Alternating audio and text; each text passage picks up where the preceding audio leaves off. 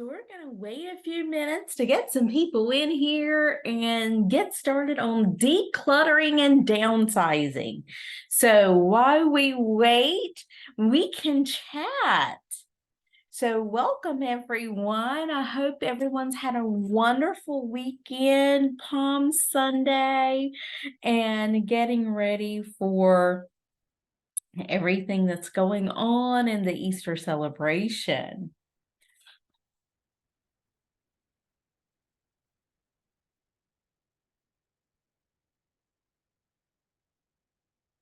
I know people are in Florida with James Shaw today for a few days, and I'm headed out shortly to Murfreesboro, I think, the Murfreesboro area, and looking forward to doing that in a time of learning with Coach Burt and his team. And there's a lot going on. So we're excited.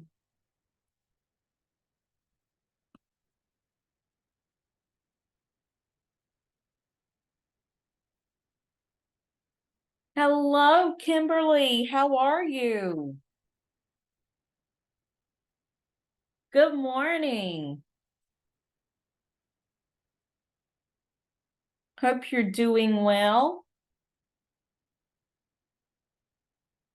Awesome. I've got hair sticking up everywhere and I keep moving it and it just won't go anywhere where I want it to.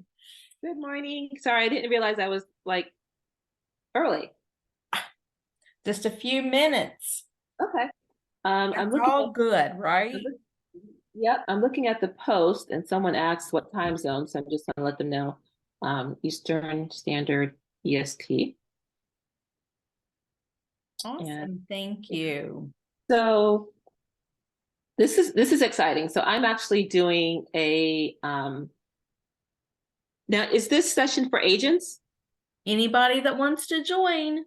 Okay, cool. Because I'm actually doing a session like this at the library. I'm a realtor the end of this month. So I will be taking notes and I'm looking Awesome. forward to it. And have you done this session before? I do multiple sessions, and with just a little bit of quick background before we get started, I have 33 years in healthcare, and I ran assisted livings and memory care facilities for 25 of those 33 years. And I'm also a dementia practitioner. So downsizing, decluttering, and what we have to do has been such a major part of my life and walking clients through this. When I got into real estate, it was seniors have always been my happy spot. Okay. And so helping them make the transition, it's going to take a little longer than when we're working with first-time home buyers. They are totally attached to their stuff. A lot more than people your age and my age. And so we find that talking through to them and getting through to them will take 3 to 6 months unless there's a 911 emergency. And so you go ahead and you start talking them through it. And so this topic is part of what I do in several of my on my dementia platforms. Okay. And support groups. So this is something that just transcends through a lot of what I do. Okay. Fair. Okay. All right. Well, I am not gonna hold you up. I know that we have things we need to do, and as other people jump on, that'll be great. And we're just gonna get started. How's that sound? Very good. Awesome. Well, just so that you know, I'm going to go ahead and share my screen Why am I restricted from sharing the screen? I don't know. I need to show my screen.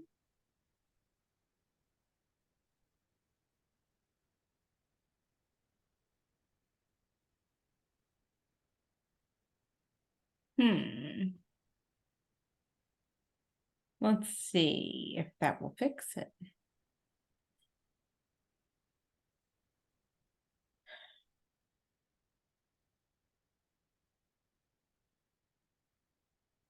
Can you go in and approve for me to share my screen?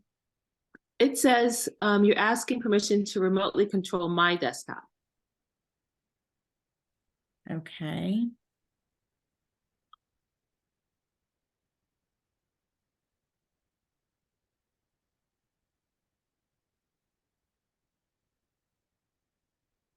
So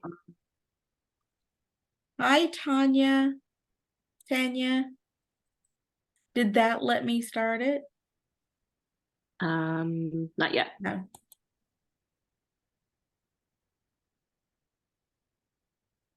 Well, here we go. We're just going to do it without the pieces. I can do this. We improvise when all else fails. We improvise. Okay, guys, here we go. Just so that you know a little bit about me, I am a dementia practitioner, realtor, senior real estate specialist, and a consultant and speaker. I have 33 years in healthcare, 25 of which I ran assisted livings and memory care facilities. And thus, you can say I have a huge heart for seniors. And in stating that, a lot of times we don't realize the difference that decluttering makes in a senior's life.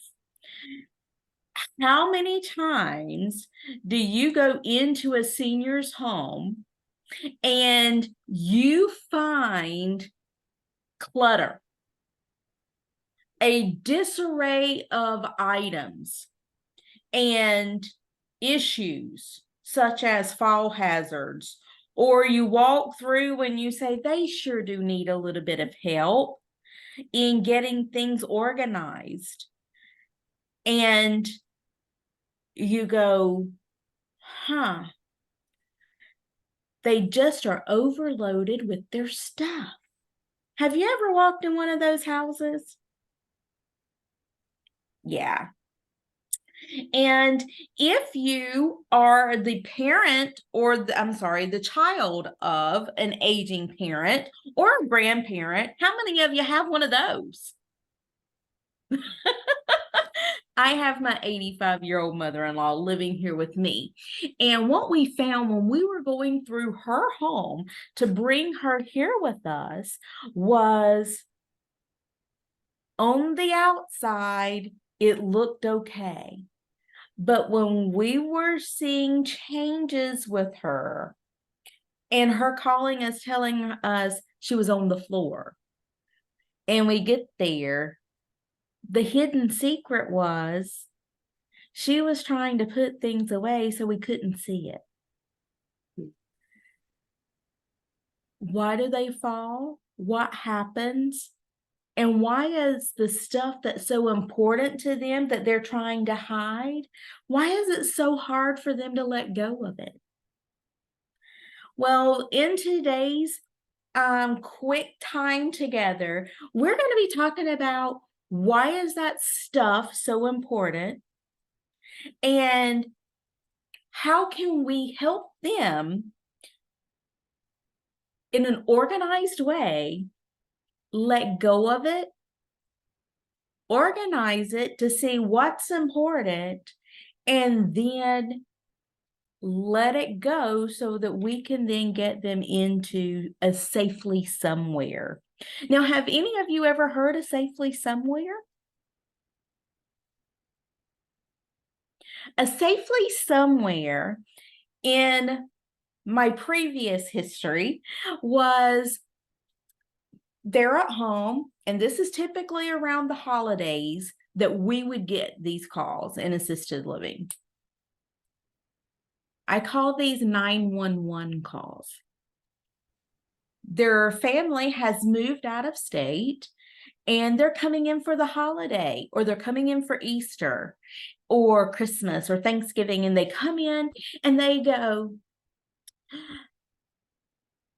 I've just gotten here. I've been here for 4 days and I have seen a ton of things happening with my mom. My mom is putting things where they don't need to be. There's a pile of clothes. My mom never had a pile of clothes in the floor.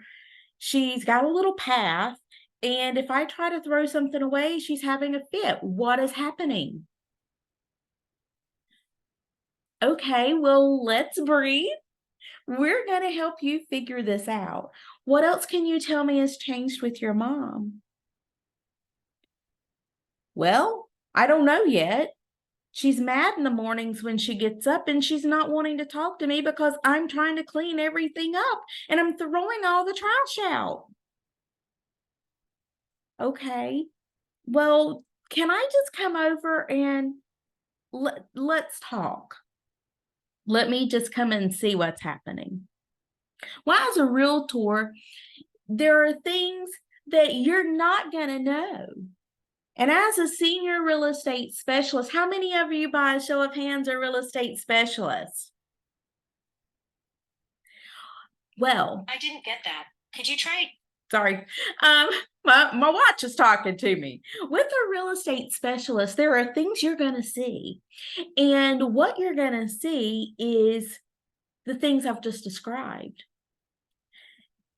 And you're going to be able to go in and just kind of say, hi, I'm not here to do anything but just try and help your daughter understand why you want to do the things you do.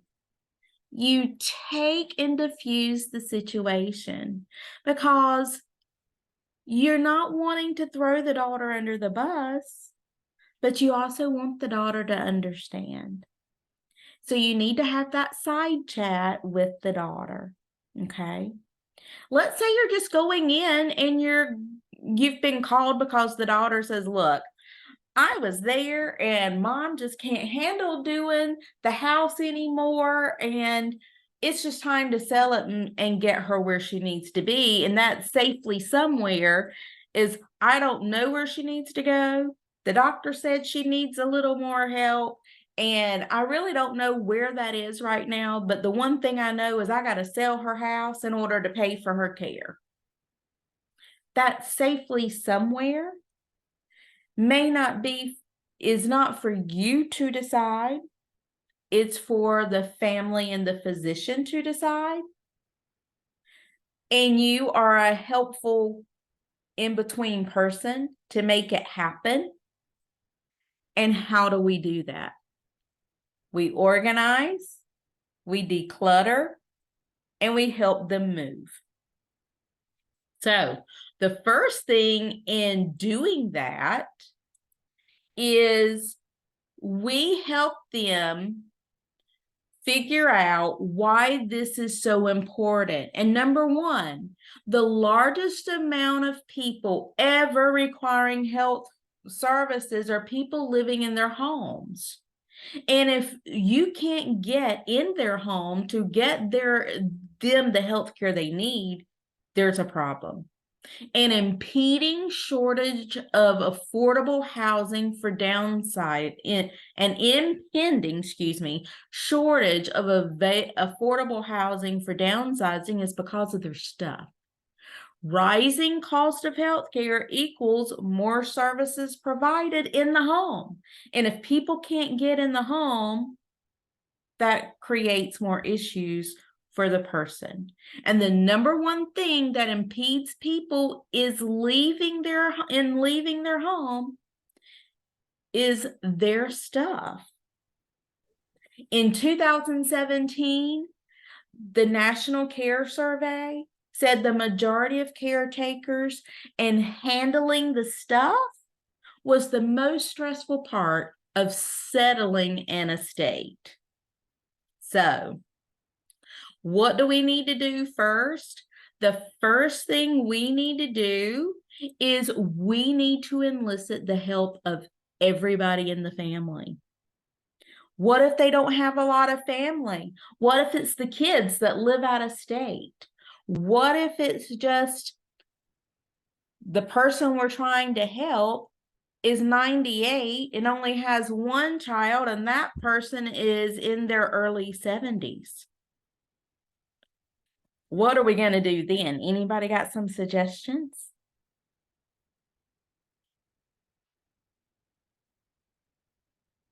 We're going to elicit the friends that they have at church. We're going to elicit helpers. Those helpers are people like move managers. You ever heard of a move manager? Move managers, I've got some that are near me. You've got to do your homework and you've got to do your research in your area.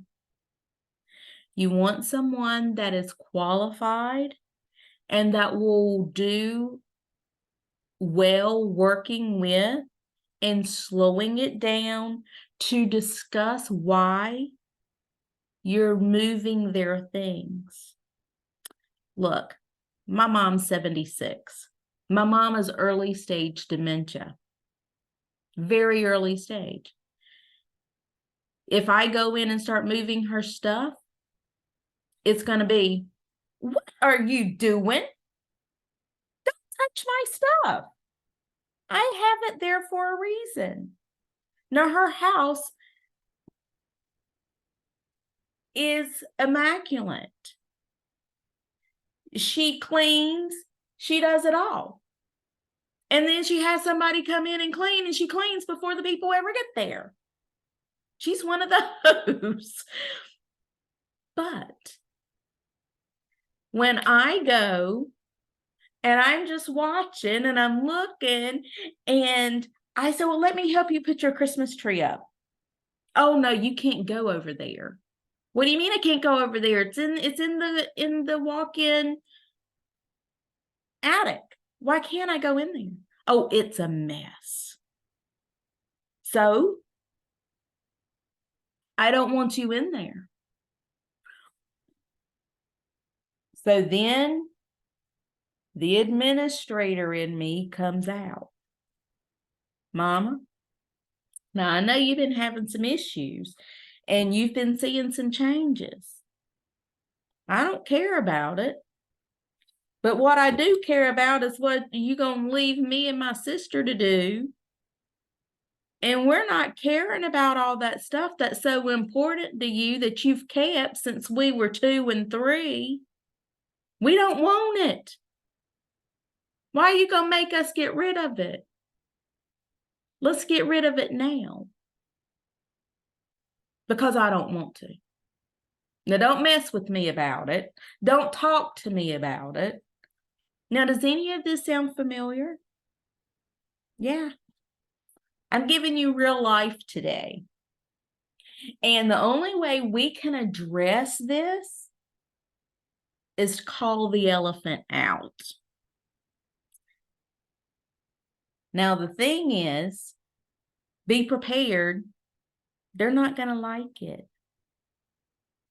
But we have to do it in a loving manner. And that's why you bring a third party in. That's why families call you. Because you become the expert. I'm not the expert when I'm with my mama. Because I'm family. I'm only the expert when I am away from my home. So the same thing with the people you will be helping. The people you will be helping are they don't know anything, but you do. And I say that half-heartedly, and I want to laugh about it because we all feel about that. Because let's say, do you guys have children? I got a 33-year-old and a 27-year-old. And then I've got 2 bonus children, a 35-year-old attorney who thinks he knows it all, and a 33-year-old. And they want to tell us what to do. And what do? Go live your life. I'm living mine. When we're ready to ask you, we will ask you. Now, how is that any different from the way these other people are being? It's not, is it? And if somebody comes into your house and tells you, we're moving all this stuff and we're going to throw it in the trash and you don't need this, you're going to stop them, right? Whoa, don't do that. Well, that's what the people that we go in and are helping are going through when their family comes in. So the first thing we teach is let's do a 10-minute sweep. A 10-minute sweep, if they want to do it and they're not ready to call in help, what we can suggest 10 minutes a day. If they are just, if they can't handle more than 10 minutes a day, do a 2-foot by 2-foot sweep. It doesn't have to be a lot. They set up piles. If it is an overwhelming area, let's say it's in an office, and the office has papers everywhere and trash, and you can't see the top of the desk, and they don't know what's heads from tails, it's probably all trash. But give them the autonomy to say it's trash. If they say it's a keep, okay, let's make a keep pile. Let's make a trash pile. Let's make a I don't know yet pile. 3 piles. That's the only thing you got to do. And you're going to do it for 10 minutes and we're going to leave it. And when you get ready, you can come back and do 10 more. And it's going to be a little chaotic there for a few minutes. But then you come back to it until the room is done. You don't go to another room. You keep coming back to that one. Now, this is the slow pace way to do it, but you're giving them the autonomy to say, I've accomplished this. And you're not going in and rushing them. Now, I have a really good friend. She was on last month with me, June Alexandria Lipstein. I just call her Alex. And she is a certified senior advisor. And she does, she has a company called Zenful Aging. And she partners with several move managers, estate planners, and so forth.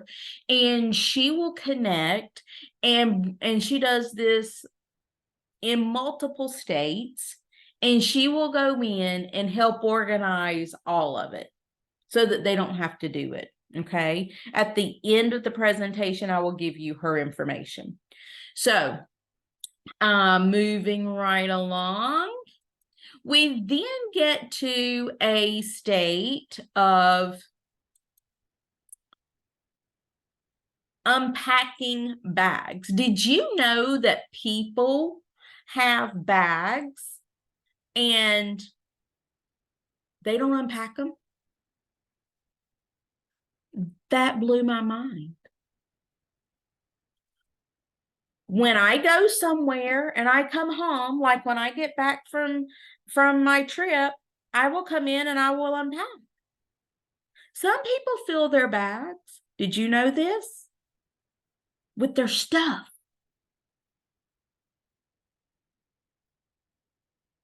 Do you know what I call that? What do you call that? Somebody talk to me. What do you call it? Hoarding? Hoarding. There are many reasons people that were born in the 20s, 30s, 40s do this. My mom was born in the late 40s. My mom did not have running water or a bathroom. She had one running water. She didn't have a bathroom in her house until she was a teenager. So the way they grew up really predicts and really impacts the way they behave as they get older, and they really have a scarcity mindset. They haven't let go of what they learned. And so they hide it, they hoard it, and they know they shouldn't feel that way, so they feel very ashamed. And we are here to help them understand it's okay to not have it hidden. We're not going to take it away from you. So acknowledging the fear and allowing them to let go of it and put it where it's supposed to be, because letting them know everything has a spot and a place is freeing and it's organized. That way they're not buying 10 and 20 things of it and spending more money because they don't know where they put it and where they hid it or where they put it for safekeeping. It also allows them to get into a rhythm. Again, everything has a home. If they bring something into the home, they take something out. If you've not worn it, rule of thumb, if you've not worn it or used it in 12 months, it gets thrown away or donated. So many times when I went through my mother-in-law's house, her apartment, you're gonna go, oh my God. She had 2 closets. One was halfway, at least half of it was brand new clothes from Belk with tags on them. The other one, she had them neatly stacked, color-coded in plastic containers. A third of those had sweaters and shirts with tags on them. She had shoes in boxes. And I'm going, can you tell me why you never wear them? I forgot they were there. So why are you wearing the ones with holes all in them? Well, I can get to those. Okay. Well, do you want to take these? I'll give them to you. Why, sure, I'll take some of them. Did I take a couple of them? They fit me. They just needed to be washed. Then I said, why don't we take the ones you don't want and give them to people that can use them? It's like she had never had the concept. Well, I guess I can. Can I go with you? Yeah, come on. Because at this point, I'm thinking, oh my God, I don't have all this room. Where am I going to put all of her stuff? So we donate. If they're, let them know everything has a home. If you bring it in, you take something of equal value out. It doesn't have to just be clothes. Men are notorious for gadgets. Men are notorious for tools. My other half, what does he have? Hammers. Hammers. And golf clubs. Every time I turn around, he's buying more golf clubs. Oh, why do you need those? Well, I just liked them. You never know when I'm going to need another set. Well, you just bought some. No, I just got them regripped. Everybody's got what they want, and they buy a bunch of them and they keep them. He also has a shirt fetish. And guess what color they are? They're all blue. Shades of blue. So now what am I doing? I'm taking them out little by little, and I'm taking them to donate. He's not missing them. Everything's got a home. Bring it in. Take something of equal value out. The other rule is, let's see here. Keep the piles. You will have a keep pile, a sell pile, a donate pile, a trash pile, and a recycle pile. Now you're saying, what is so important about all of these? The keep pile. What condition is it in? Do you have a duplicate of these items? Would you replace it if it were gone? Those are the questions you need to ask if you're going to keep it. What condition is it in? Do you have a duplicate? Would you replace it if it were gone? The discard pile. Would someone else use it? Is it valuable? Or is the item worse for wear? The maybe pile. While it's not a good idea to let the I don't knows get too big, it's okay to start a maybe pile just for the sake of momentum. It doesn't mean you keep them. Rules for downsizing, quick tips. Keep maybes to a minimum. Touch it once. Make a decision and move on. Moving items in and out of the maybe piles is emotionally draining and it's time consuming. Group like things together. If you have duplicate items, keep the best and donate the rest. Discard what's expired. This includes expired foods or personal care products kept long past their use date. Ignore sunk cost. What you paid for something has no bearing on whether it has a place in your life, and that's hard for people. Create your wardrobe. Your closet and your possessions should reflect your current life, not that I used to be able to get in that and I might be able to get there. And my goal is to get back in that size 4 dress because, honey, at 50, it ain't going to happen. Having a hard time paring down your items, consider enlisting the help of a third party. The third party needs to be someone that is going to be very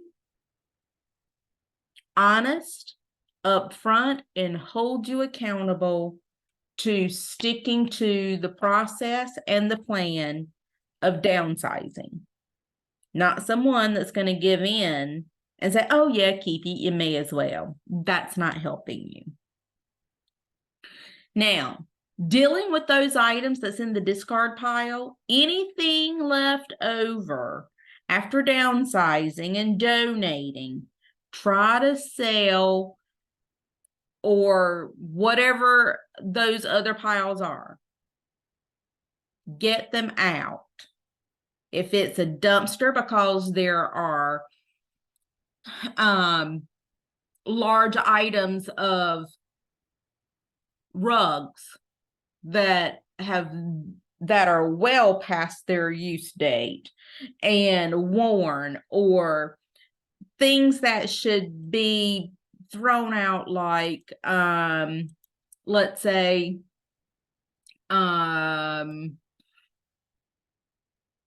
mattresses, or if just big items, get them away from the house. Go ahead and get it away. Don't let it linger, and don't let it just say, oh, we'll come back and get that. Get it gone as quick as you can, because they're going to start thinking, did I do the wrong thing? And that's when the worry's going to set in. Get it gone. Another thing to think about, would you not like to enjoy your grandchildren or coming over, and if you, let's say you've got a grandchild that absolutely loved going and using your fancy dishes, your china and your tea party and blah blah. I loved doing that when I was growing up, but my grandma would only let us use it if it was a special occasion. Now, because that was the way grandma did it, my mom has the same thought pattern. You can't use it unless it's a special occasion. Well, honey, I pull that stuff out all the time now that it was passed to me. And I have it as a special occasion because my thought pattern is, you know what? I don't want it just sitting there. I want to enjoy it. So why not pass down the legacy and enjoy that with your grandchildren or the people that you go ahead and give it to? Give your legacy now and enjoy them using it, whatever the it is. If it's the big tool set or it's something that the grandpa's giving, give that to them and let them enjoy it. You don't wait.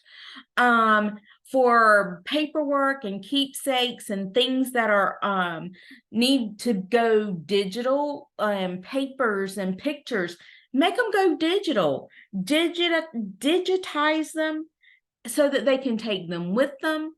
Of course, have some of the paper or the pictures in picture albums. Digitize the rest. What a great keepsake.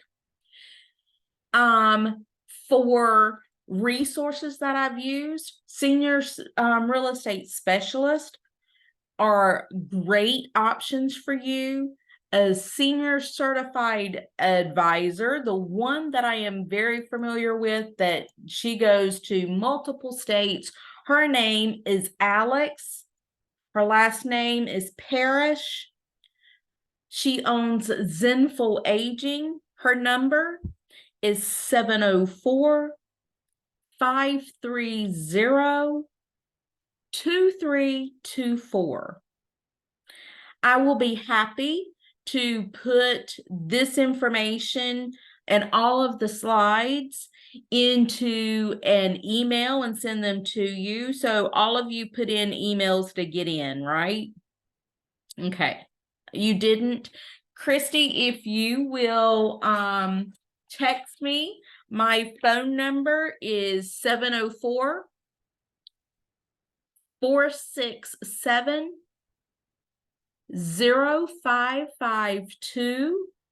If you guys would text me with your name and your email, then I will get all of this information over to you.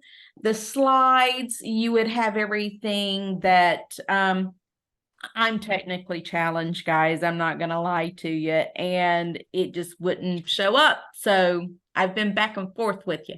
But anyway, yes, the number is 704-467-0552. Thank you. You're welcome. And it also has Alex's number in it. And what questions do you have? We've got a few minutes left. How can I help you in helping our seniors? Sure, I'm open to any suggestions. I'm in an area where there is a lot of seniors. My first thought is to get a relationship with a local senior center, so that's on the top of my list. I like this idea of decluttering as like a kind of stepping stone, and some of my high level thoughts are to get some partners such as you, like an estate attorney or that type of person, or a tax person. So those are on my list. What other ideas that are kind of easy? I want to get like a bunch of things kind of like on the calendar, cycling maybe every 4 to 6 months. So it's like I'm not reinventing the wheel every time. I want to have a plan. Yeah. Something very simple is sit down. You get your thoughts together with what is my purpose? What is the concept I'm trying to solve or problem I'm trying to solve?